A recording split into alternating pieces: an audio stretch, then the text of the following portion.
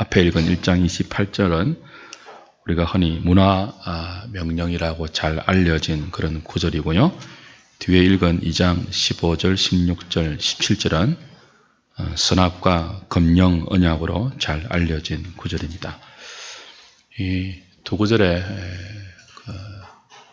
담겨 있는 내용을 바르게 이해할 때 하나님의 형상으로 지어진 인간이 어떤 존재인가 하는 것들을 알 수 있을 것입니다. 그래서 오늘은 인간론 7번째 시간, 교의학 22번째 시간으로 인간과 언약이라는 주제로 우리 인간이 어떻게 지원받았는가 하는 것들을 살피려고 합니다.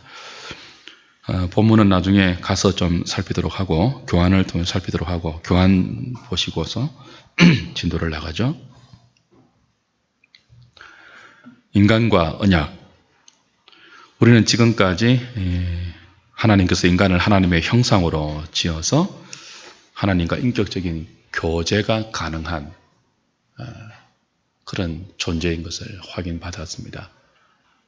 인간은 피조물이기 때문에 하나님을 의존해야 합니다. 절대적, 의존적 존재입니다. 그러나 하나님의 형상으로 지어진 인격적 존재이기 때문에 자신의 선택과 자신의 행동에 대해서 도덕적 책임을 져야 하는 도덕적 존재이며 책임적 존재입니다. 우리는 그것을 created person, 피조된 인격체라는 정의로 살펴보았습니다. 그렇게 하나님의 형상으로 피조된 인격체인 인간은 영혼과 육신이라는 전인적 존재로 지원받은 그런 존재였죠. 지난주에 우리가 인간의 구성에서 인간은 2분론으로도 설명되지 않고 3분론으로도 설명되지 않는 전인적 존재다 하는 것들을 살폈습니다. 오늘 본문은 그렇게 전인적인 존재인 우리 인간이 어떻게 하나님과 교제가 가능하게 되었는가 하는 것들을 언약의 개념으로 살피려고 합니다. 언약이라는 개념을 여러분이 이해하지 못하면 피조물인 인간과 창조주인 하나님이 어떻게 인격 안에서 서로 교제가 가능한가 하는 것들을 받아들일 수가 없습니다. 그래서 언약이라는 개념은 성경 가운데 300번 이상이나 등장하는 굉장히 중요한 개념이고요. 특별히 개혁신학은 핵심이라고 말할 수 있는 사상입니다. 우리 신약, 구약 할 때도 약이 뭐예요? 약. 언약이라는 개념입니다. Old Testament, New Testament 할 때 이 테스트멘트가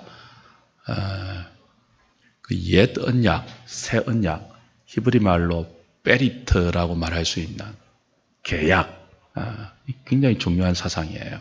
그래서 이 언약으로 말미암아서 성경 전체를 하나님 나라로 우리가 이해할 수 있고 그 하나님 나라의 왕이신 하나님과 그 백성인 인간의 관계가 바로 언약으로 맺어진 관계이며 우리 기독교 신앙을 언약이라는 개념을 이해하지 못하면 굉장히 비상적이 되고 안 그러면 어떤 거래에 불과한 그런 종교가 되기 때문에 언약의 개념을 이해하는 것이 굉장히 중요합니다. 오늘은 그 언약을 다 할 수가 없어요.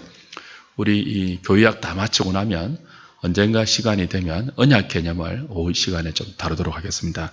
그때 좀 자세하게 하고 오늘은 인간론에서 다룰 수 있는 인간과 언약, 하나님과 인간이 어떻게 언약으로 묶여진 사이인가, 그 창세기 오늘 본문 1장 28절과 2장 15절, 16절, 17절 두 구절을 중심으로 해서 간단하게 좀 살피도록 하겠습니다. 언약의 개념 보십시오.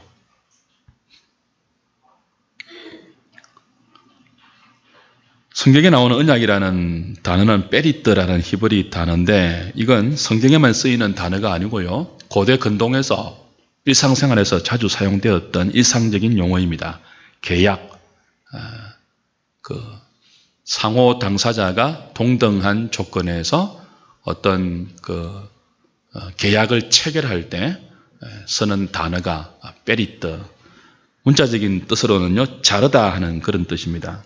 여러분, 자르는 것 기억나시죠? 우리 창세기 강해할 때 하나님이 아브라함과 언약을 맺으실 때 짐승을 쪼개라고 했죠. 쪼개다, 자르다 할 때가 베리터라는 단어입니다. 그래서 그 잡은 짐승 사이로 하나님이 타는 횃불로 지나가셨잖아요. 그래서 이 언약을, 이 계약을, 이 베리터, 계약을 어기면 어떻게 된다는 거예요? 자기 눈앞에 있는 짐승처럼 잘림, 잘라냄. 자르는 것은 죽는 거예요. 짐승을 쪼갠다는 것은 죽였다는 뜻이거든요.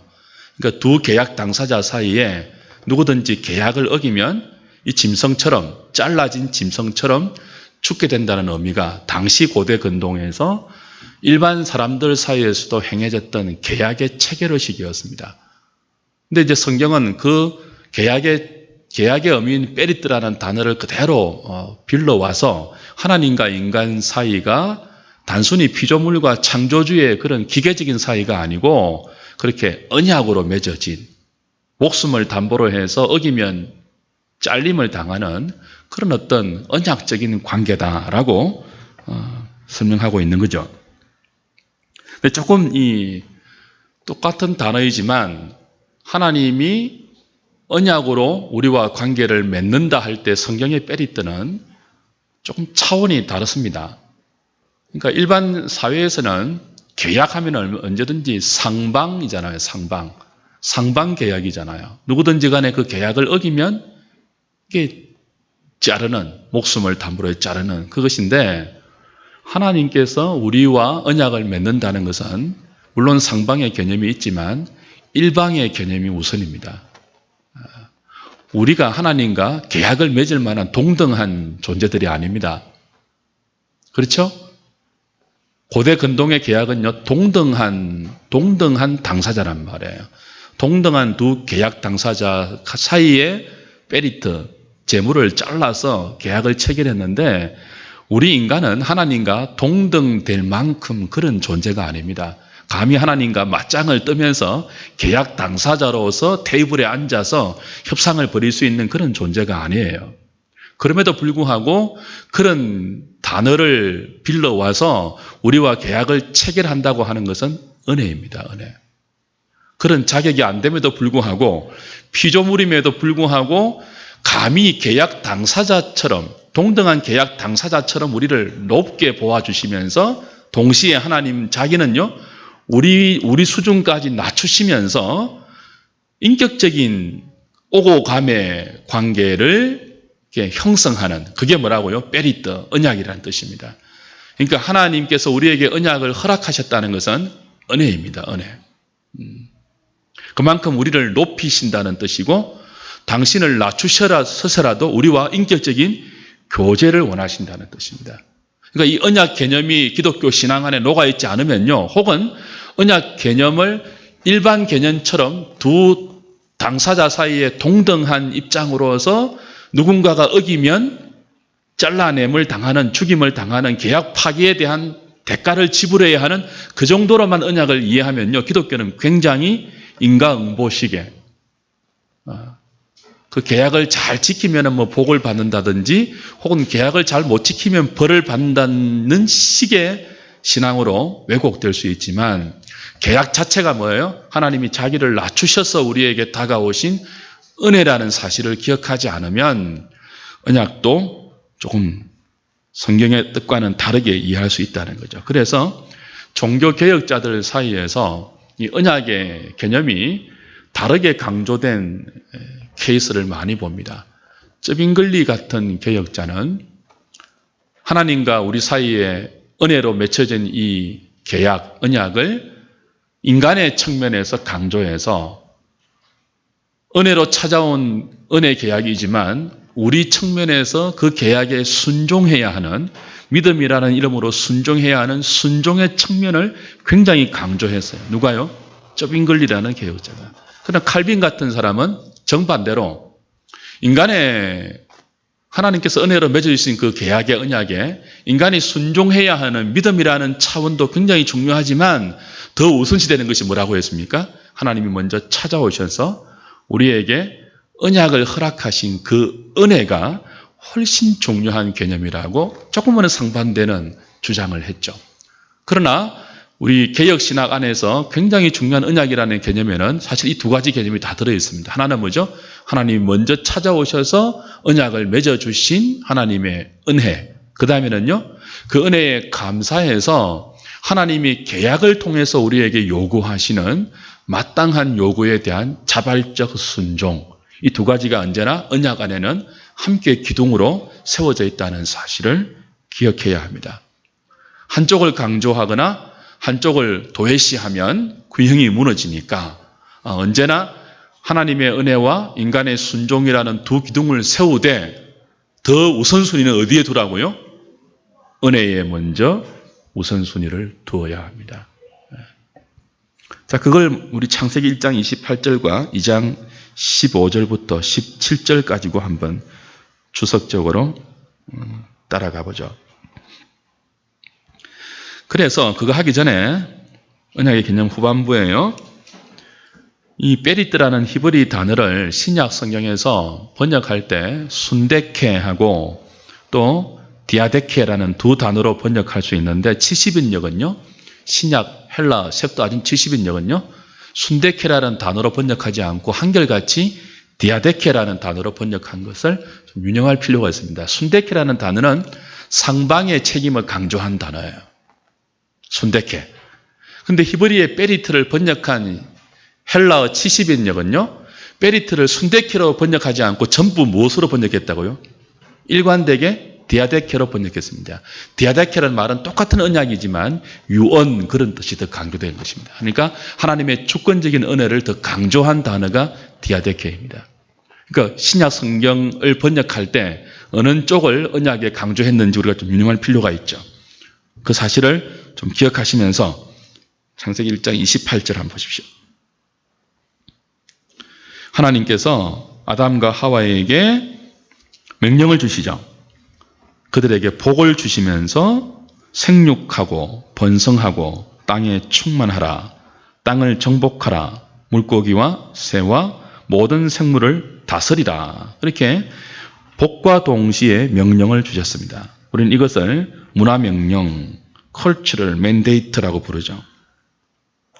근데 이 문화명령이 단순한 명령이 아니고 약속의 형식으로 주어진 것입니다. 복을 주시되 그랬죠. 그죠? 근데 이 문화명령 자체가 복을 주시는 거예요. 근데 이 명령의 내용을 가만히 살펴보면 아담을 이제 하나님의 대리 통치자로 세우시는 위임하는 위임적 성격이 있죠. 하나님이 다 다스려야 하는데 그 하나님의 형상으로 지은 아담에게, 인간에게 하나님의 통치권을 위임해서 만물을 다스릴 수 있도록 복을 주시는 거예요. 그래서 이 아담에게 주신 문화명령에 담긴 이 복은 약속을 통해서 그 명령이라는 약속을 통해서 하나님의 본래적 목적을 이루신다는 의미에서 복과 약속은 동일한 의미를 띠게 됩니다. 그래서 창세기 1장 28절의 대문화명령을 하나님의 언약적 명령이라고 부를 수 있습니다.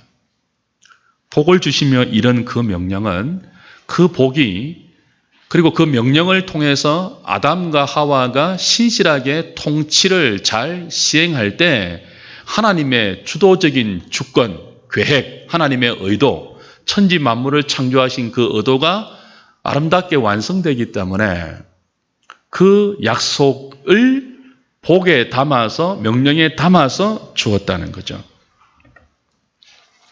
그런데 이런 그 창세기 1장 28절에 문화명령 속에 담긴 언약적 복은요, 상방적이 아니라 일방적이죠. 하나님이 아담하고 의논해서 한 것이 아닙니다. 테이블에 앉아가지고 협상해서 내린 결론이 아니에요. 일방적으로 주신 복이고 그 복이 약속과 동질한 명령으로 주어졌단 말이에요. 그래서 이것을 분석해 보면 첫째, 생육하고 번성하고 땅에 충만하라는 복입니다. 그런 명령입니다. 생육하고 번성하라. 자손에 관계된 거잖아요. 자손. 하나님께서 복을 주셨습니다. 그리고 명령하셨습니다. 너희들은 생육하고 번성하라. 번성하기 위해서는 자손이 필요하지 않습니까? 결국 자손에 관한 복인 동시에 자손에 관한 명령인 동시에 자손에 관한 약속이기도 합니다. 하나님께서 그런 자손을 주시겠다는 거예요. 복으로. 아담과 하와의 후손을 통해서 생육하고 번성할 수 있는 자손을 주시겠다는 복인 동시에 약속이죠. 그 다음 뭐죠? 땅을 정복하라 그랬습니다. 땅에 충만하라. 땅을 정복하라 그랬습니다. 땅에 관한 약속이죠. 생육하고 번성할 뿐 아니고 생육하고 번성한 아담의 후손, 하나님의 형상으로 지어진 아담의 후손이 정복하라는 거예요. 땅을. 그러니까 자손과 땅에 관한 약속이죠. 자손과 땅에 관한 명령이죠. 자손과 땅에 관한 약속이란 말이에요. 그 다음 뭡니까? 세 번째가 그 땅에 있는 모든 것들을 다스리라는 거예요. 통치입니다. 통치. 바다의 고기도 다스리고 공중의 새도 다스리고 땅에 움직이는 모든 생물을 다스리라는 거예요. 하나님 대신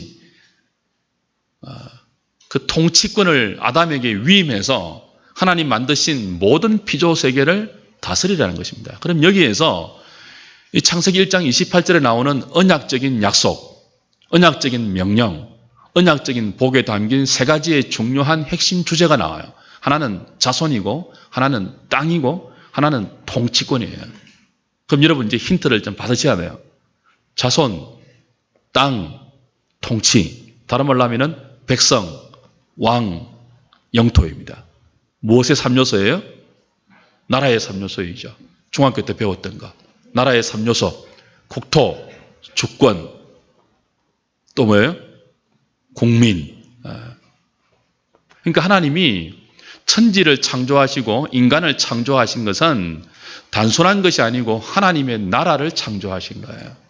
그리고 그 하나님의 나라를 아담과 하와에게 문화적 명령을 언약적 복으로 주시면서 하나님 나라에 대한 계획을 그들에게 알려주시고 위임하신 거죠.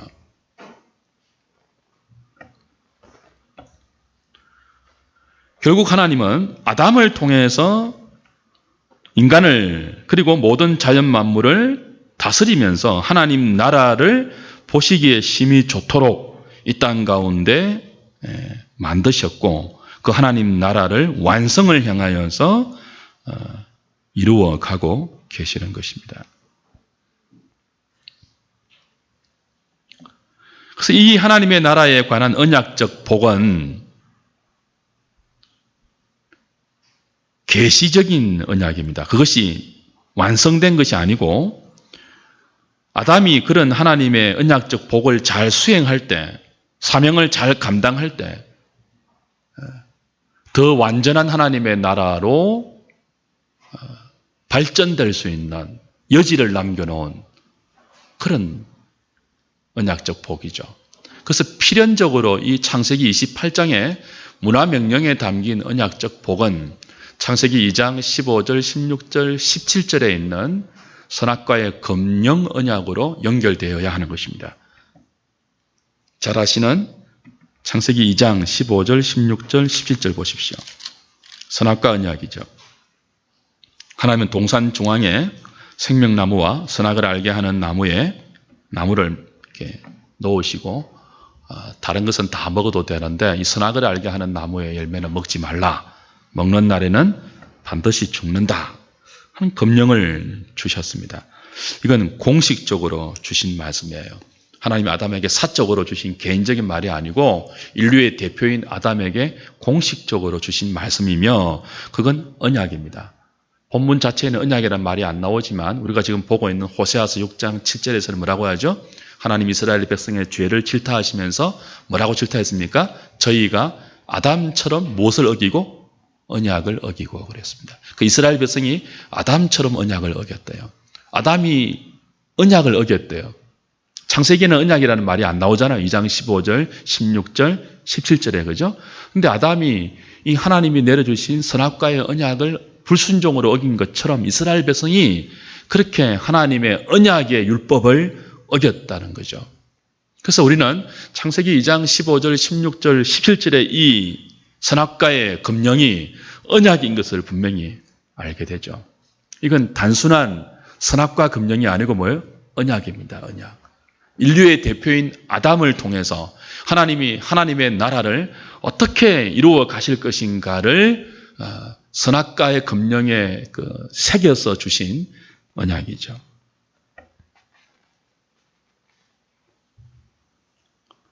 근데 이 언약은 상방 언약의 성격이 있지만 종주권 언약입니다. 종주권 언약의 형식을 그대로 빌어와서 주시고 있는 거예요. 당시에 강대국의 왕이 약소국 왕에게 은혜를 베풀어서 후원자 계약을 체결할 때 그 풋노트 일본에 보시면 종주권 계약을 이런 형식을 통해서 했습니다.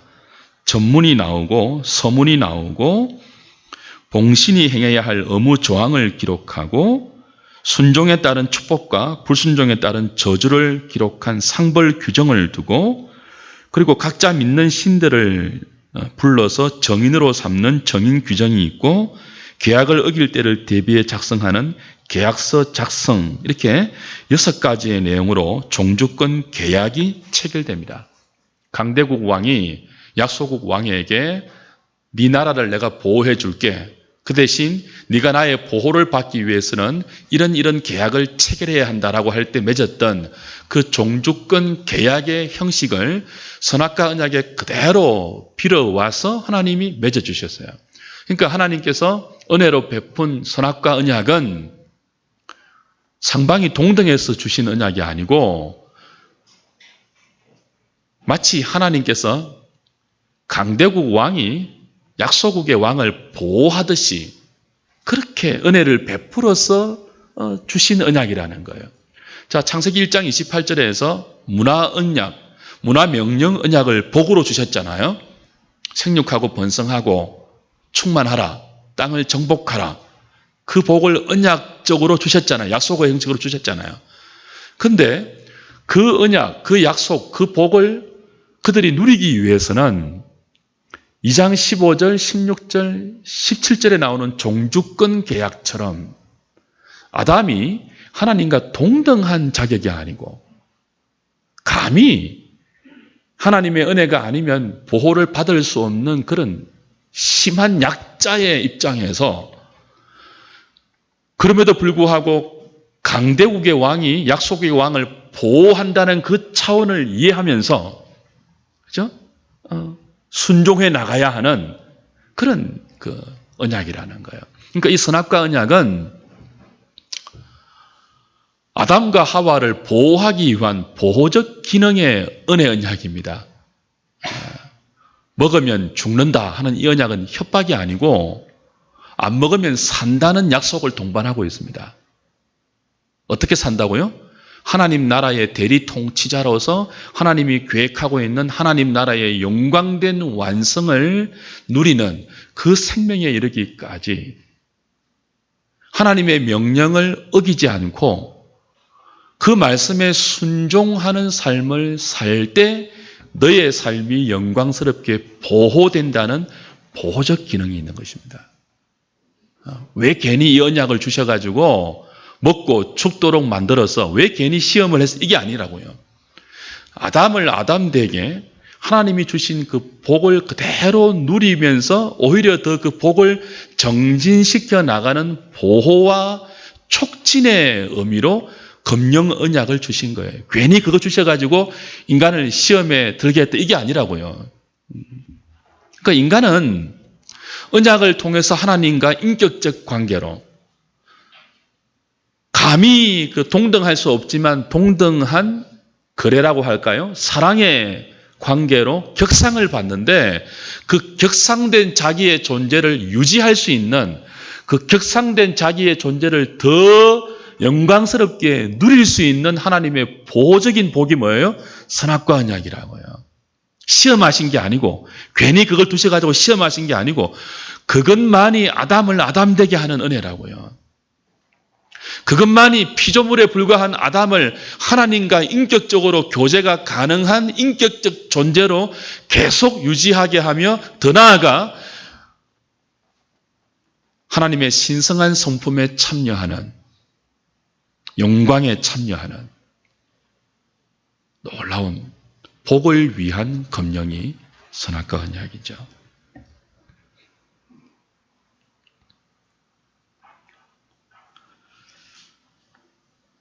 첫 번째 보십시오. 그렇기 때문에 이 선악과 언약에는 마땅히 그 은혜를 입은 자기를 인정하고 감사에서 나오는 자발적 순종이 요구되는 것입니다. 수많은 사람들이 묻죠. 하나님 괜히 선악과 언약을 만들어가지고 우리 이렇게 힘들게 한다고. 근데 그게 뭐라고요? 그게 아니면 우리는 피조물에 불과하다니까요. 그게 아니면 일하는 사람에 불과하다니까요. 하나님 나라를 그냥 지켜주는 관리인에 불과하다니까요. 언약이 없으면. 언약이 있어야지만 피조물에 불과한 우리가 하나님과 동등한 사랑을 나누는, 너는 나의 백성이고 나는 내 하나님이다, 나는 너의 신랑이고 너는 내 아내다라고 말할 수 있는 그 관계로 격상된다니까요. 우리가 언약이 있어야지만. 안 그러면, 언약이 없으면요 그냥 피조물에 불과해요. 동산지기에 불과해요.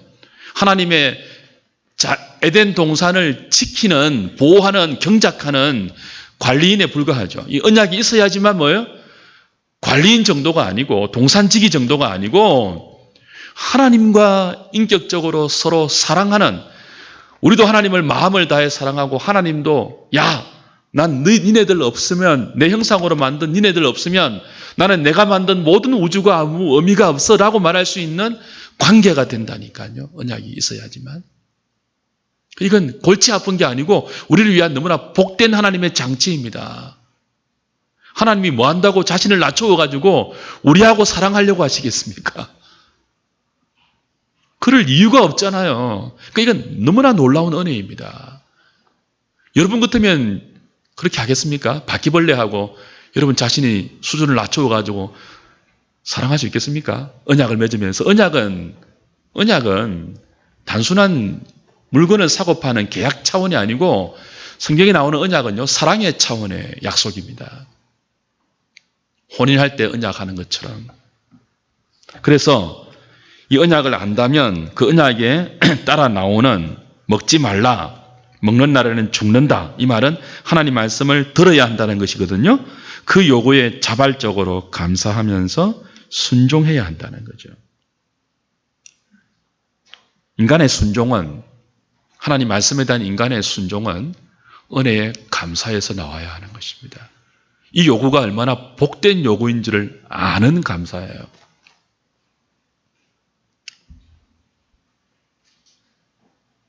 그걸 신약식으로 말하면 믿음이라고 그래요.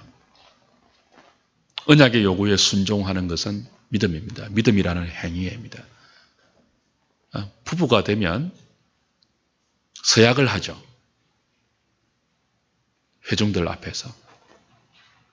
신랑 누구누구는 앞에 서 있는 신부 누구누구를 지금부터 병들 때나 약할 때나 하지 않습니까?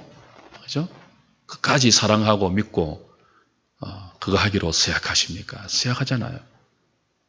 그 서약을 통해서 둘은 그런 관계로 묶여지는 것입니다. 그 서약이 없으면요, 결혼은 아무 의미가 없습니다.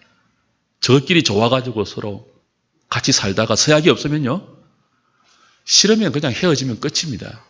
서약이 있어야 결혼의 의미가 생기고, 이제부터 나는 이 사람만을 위한 존재이구나 하는 의미가 생겨난다고요. 부각된다고요. 그리고 그 서약이 있어야지만 두 사람 사이에 요구되는 요구들은, 이제부터 당신은 다른 여자를 쳐다봐서는 안 돼, 이제부터 당신은 다른 남 쳐다봐서는 안 돼, 이 요구가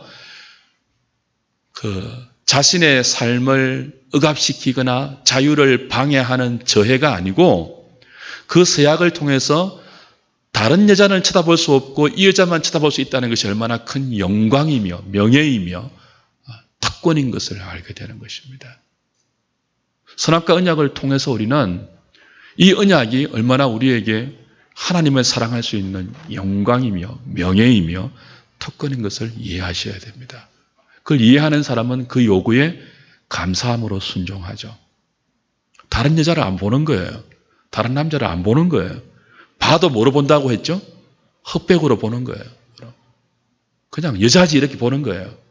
아줌마지 이렇게 보는 거예요. 그냥 매력을 가지고 보면 안 돼요. 언약이 있어야 가능한 거예요. 언약이 있어야. 두 번째 의미가 뭡니까? 이 순종의 요구는 인간과 하나님의 한계를 구분짓는 결정적 기준과 잣대로 작용합니다. 선악과 언약이 없으면 인간은 워낙 탁월한 하나님의 형상을 선물로 받았기 때문에 이 선악과 언약이 없으면 하나님과 동시에 맞먹을 수 있는 교만에 빠지게 됩니다. 그러니까 선악과 언약은 뭐죠? 먹는 날에는 죽는다 아니에요. 그래서 나의 죽고 삶이 하나님 이 언약에 달려 있구나.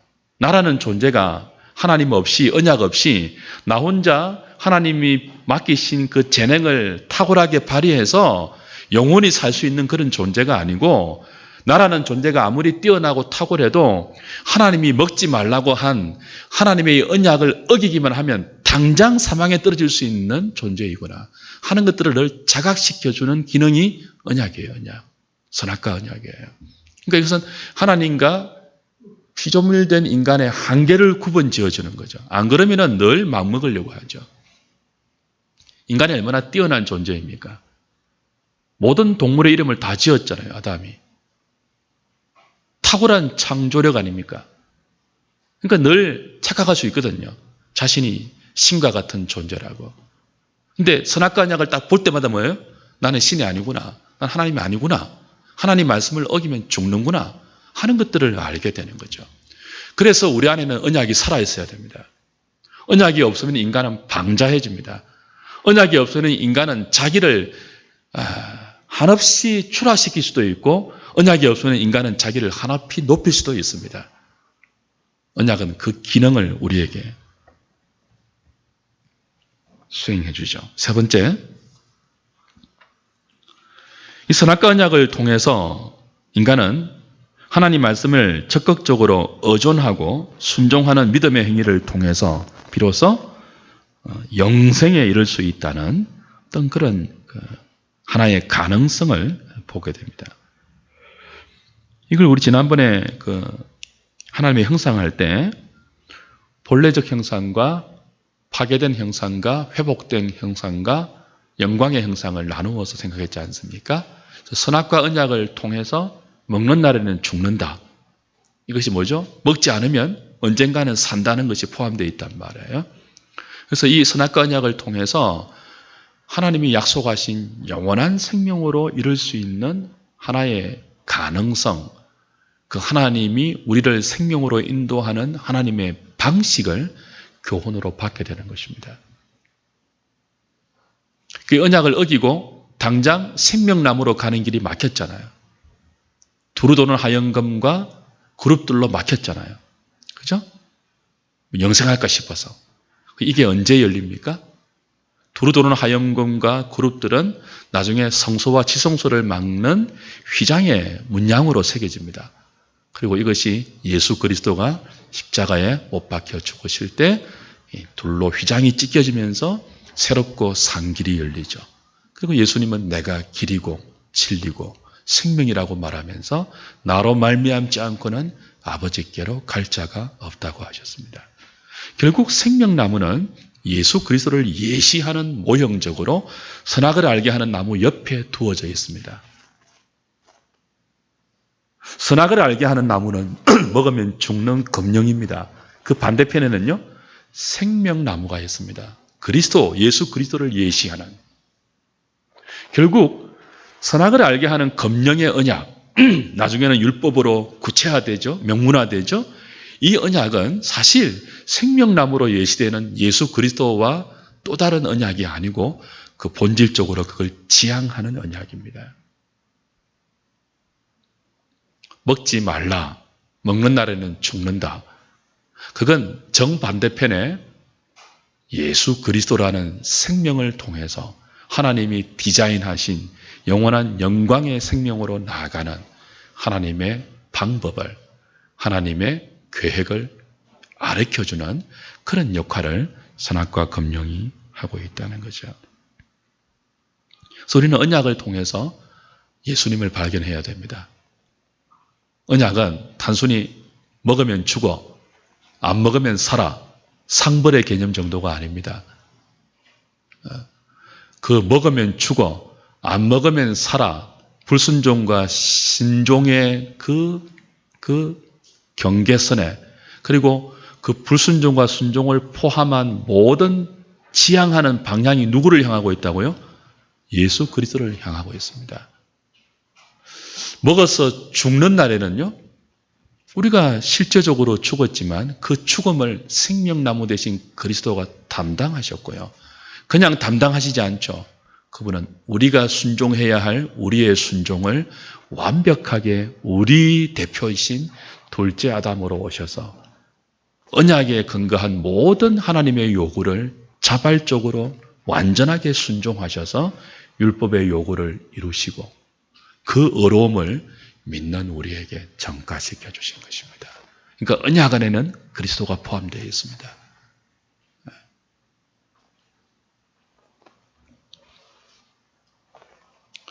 이상의 사실들을 종합해 보면 창세기 1장 28절에 아담에게 주신 문화명령적 언약 속에 담긴 하나님 나라의 사상은 창세기 2장 17절에 선악과 금령 언약의 요구를 온전하고 적극적으로 충족시키는 전제하에서만 실현성이 가능해진다는 결론에 이릅니다. 결국 창조 언약과 선악과 금령 언약, 행위 언약이라고도 하고 창조 언약이라고도 하는데요. 상호 의존적이며 보완적인 관계 속에서 불가분 연합되고 연대하는 관계임을 우리는 기억해야 합니다.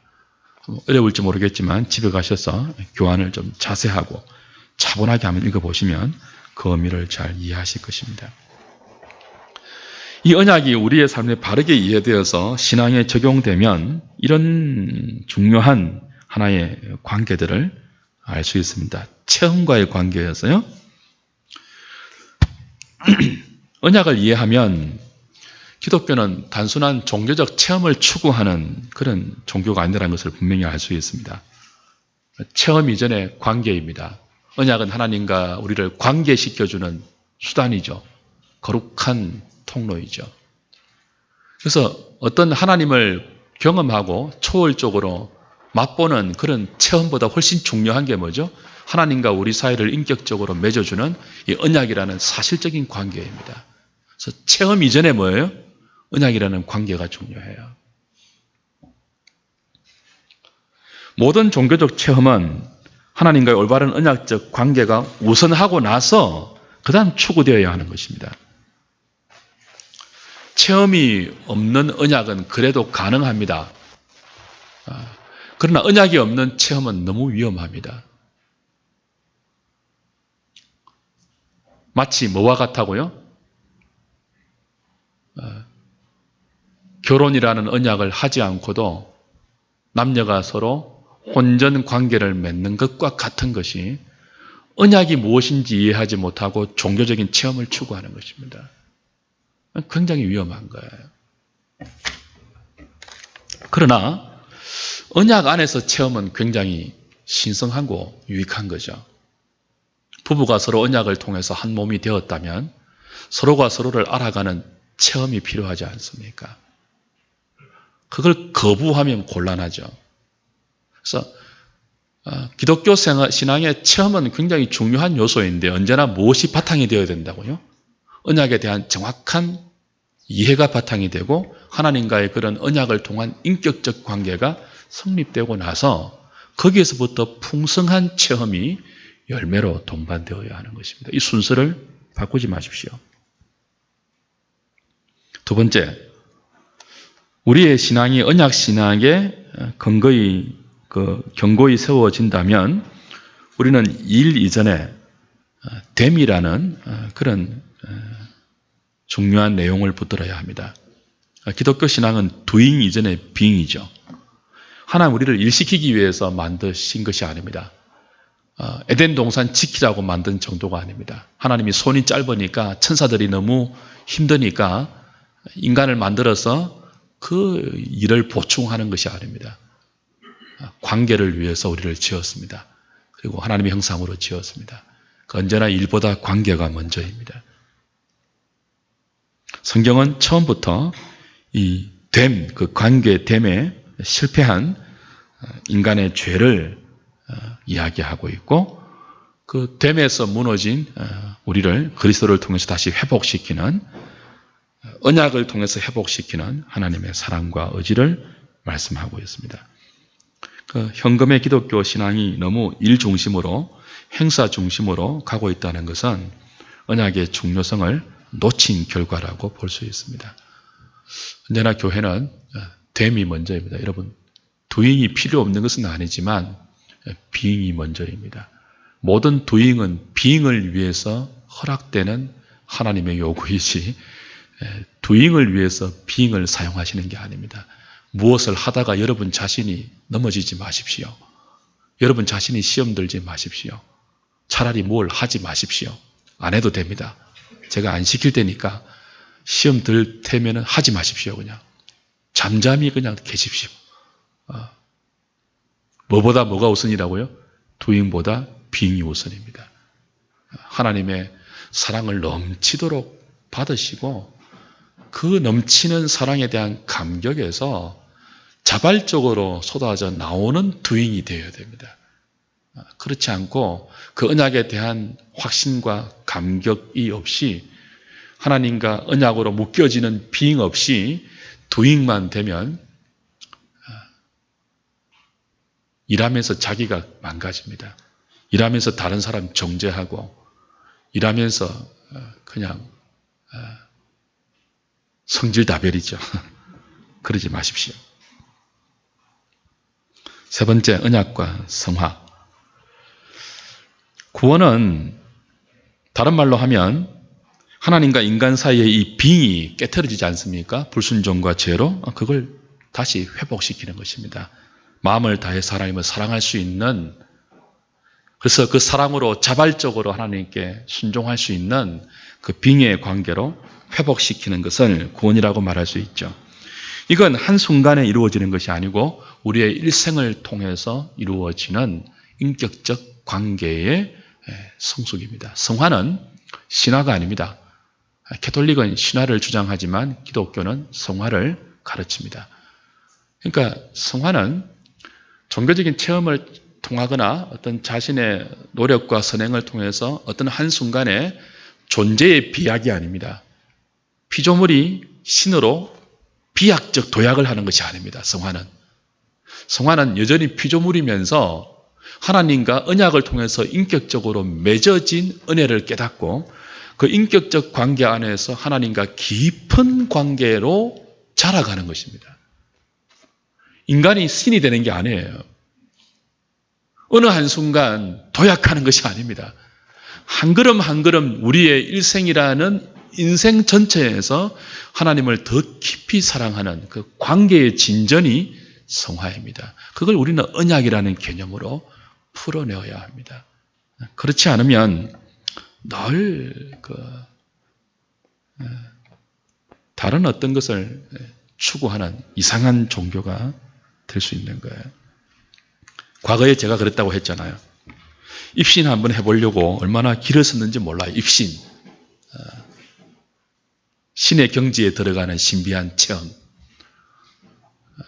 순복음 교회 다니시는 분들은 죄송하지만 방언을 못하면 굉장히 저속한 신앙으로 봅니다. 그러니까 장로교도 순복음을 깔보지만 순복음도 우리 장로교회는 얼마나 멸시하는지 모릅니다. 이 방언도 못하는 것들 그러거든요. 제가 볼 때는 언약을 잘 이해하지 못했어요. 그래요. 방언하면서 막 입신하는 거, 방언하면서 막 예언하는 거, 방언하면서 막 신령한 세계에 들어가는 것이 성화가 아닙니다. 그게 신앙의 고급한 경지가 아닙니다. 언제나 성화는 하나님과 언약적으로 맺어진 이 인격적 관계를 소중히 여기면서 다른 어떤 방해에도 불구하고 하나님과의 관계를 더 깊게 진전시켜 나가는 거예요.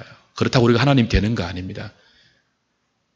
인간이라는 피조물이라는 그 한계를 소중히 인정하면서 그럼에도 불구하고 자신을 낮추어서 우리와 동등한 인격적 관계로 다가오시는 하나님을 받아들이고 그 하나님께 우리의 마음을 다하여 우리의 삶을 드리는 것, 그분을 더 깊이 사랑하는 자리로 가는 것.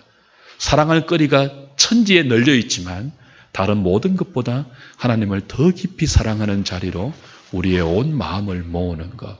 그것이 성화이고 그런 성화는 사랑이라는 언약적 개념을 이해할 때 비로소 가능하다는 거죠.